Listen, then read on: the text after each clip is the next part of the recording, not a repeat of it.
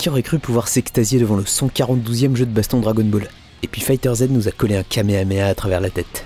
Une mise en scène fabuleuse qui surclasse les animés, des combats en 3 contre 3 ultra dynamiques et techniques, le studio Arc System Works semble bien parti pour assouvir le fantasme de millions de fans. Notre coup de cœur de l'E3.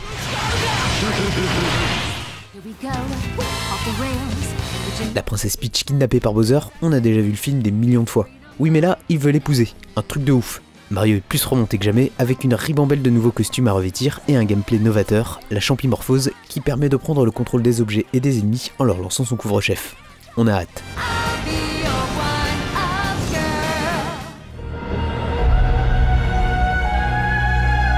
Ce ne sont pas les bons jeux d'action plateforme qui manquent, mais lorsque l'art et l'émotion transcendent l'expérience, ça donne de véritables chefs-d'œuvre. Ori and the Blind Forest était une de ces perles. Impossible donc de rester insensible au trailer mélancolique de cette suite, même si aucun détail n'est encore filtré.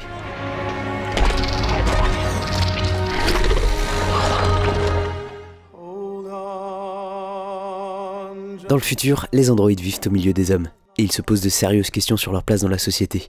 Les plus rebelles sont appelés les déviants. Vous suivez alternativement le parcours de 3 androïdes au destin croisé. Chaque décision a ses conséquences, et comme dans Heavy Rain, toute mort est définitive. Va falloir assumer.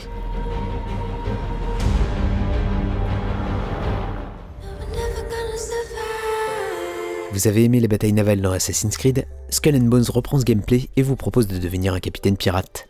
Vous naviguez sur un océan ouvert et partagez avec d'autres joueurs et tentez de vous faire une réputation.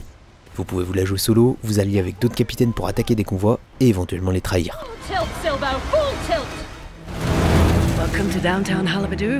Si Nathan Drake a pris sa retraite, il ne faut pas oublier qu'il a des acolytes et des adversaires qui ne sont pas dénués de charme. Chloé et Nadine forment un duo féminin musclé aux prises avec des pillards, au cœur d'une Inde plongée dans le chaos. Vu la qualité d'écriture d'Uncharted 4, espérons que ce spin-off réserve d'aussi bons moments. En tout cas, faut pas les chercher ces dames.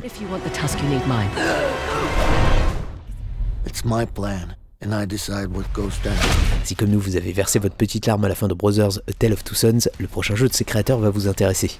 A Way Out est une expérience exclusivement coopérative, en local ou en ligne, qui suit les mésaventures de 2 détenus. Léo et Vincent doivent coopérer pour s'évader, et une fois libres, leurs motivations respectives vont compliquer les choses. Relax, man, I got this.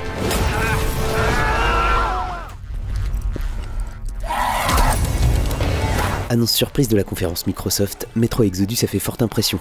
Toujours aussi sombre, dépressive et angoissante, la série Metro franchit un palier en termes de réalisation et d'immersion. La perspective d'un monde semi-ouvert devrait renforcer le côté survie, sans diluer la narration. On prend notre boîte de Prozac et on est prêt.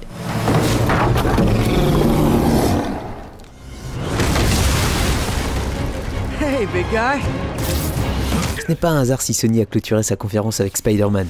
Le jeu se révèle spectaculaire, avec des combats acrobatiques et une séquence de poursuite à couper le souffle.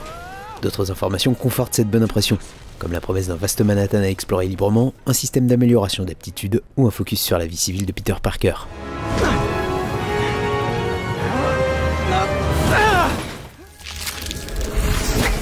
Il suffisait de cligner des yeux pour rater la première apparition d'Andrew Lee Rose durant la conférence Microsoft, mais il a retenu notre attention. Si le style vous rappelle Rayman, c'est normal. D'anciens d'Ubisoft proposent leur vision de la classique légende du roi singe. C'est beau, ça bouge bien, ça bastonne dur seul ou à plusieurs, bref, de bonnes raisons de l'avoir à l'œil.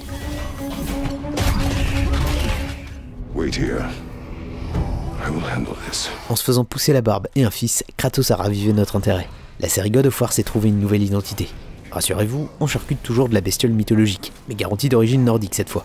Entre la caméra rapprochée qui donne des combats viscéraux, un fiston tout aussi dangereux que papa et une narration soignée, ça fleure bon l'aventure épique. Wow, that was something that fight. Ils sont les premiers à se faire appeler les assassins. Revenir aux racines des assassins bien avant qu'Altaïr donne ses lettres de noblesse à la confrérie, voilà ce que propose Origins.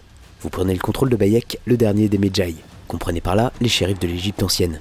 La série s'oriente vers l'action RPG et dévoile un monde ouvert magnifique, gigantesque et vivant, près de 300 ans avant notre ère.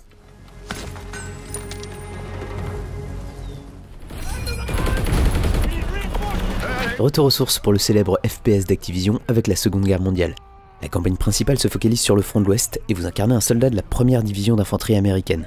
Le multijoueur réserve quelques surprises, comme le retour d'un mode à objectif très prenant, le mode guerre. Ajoutez à ça des zombies, et la boucle est bouclée.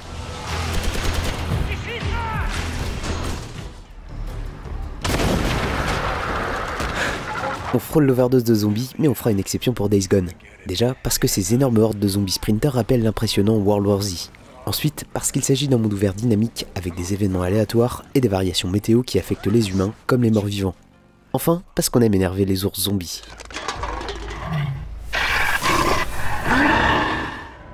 Votre race est faible. L'humanité est au bord de l'extinction, alors que le Voyageur et la dernière cité sur Terre se font prendre d'assaut par la Légion Rouge du général Cabal Dominus Gaoul. Le shooter en monde ouvert de Bungie rappelle au combat les gardiens, avec un deuxième opus qui offre de nouvelles destinations à explorer, des doctrines inédites à maîtriser et tout un arsenal d'armes et d'armures à récupérer.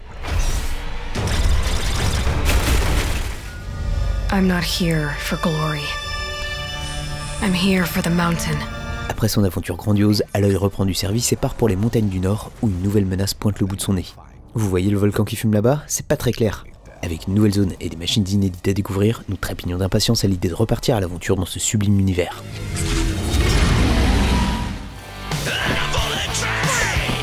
Mario et des lapins crétins déjantés dans un même jeu vidéo, qui l'eût cru? C'est pourtant le tour de force qu'a réussi Ubisoft en courtisant Nintendo. Kingdom Battle mêle phase d'exploration du royaume champignon et combat tactique au tour par tour, où vous devez exploiter le terrain et les compétences variées de vos troupes afin de venir à bout de lapins qui ont vraiment mal tourné.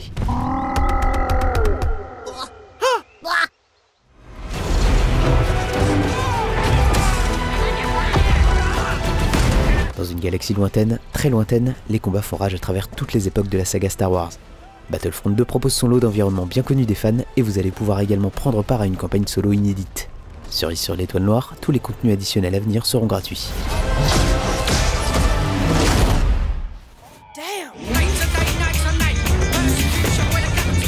Enfin, sorti en 2003, Beyond Good and Evil n'a pas eu le succès escompté, mais les fans attendaient une suite à cette aventure inoubliable. En pratique, c'est un prélude avec un vaste univers composé de plusieurs planètes à explorer. Vous achetez votre vaisseau et composez votre propre équipage en choisissant votre destinée. Juste 2 mots, merci Michel.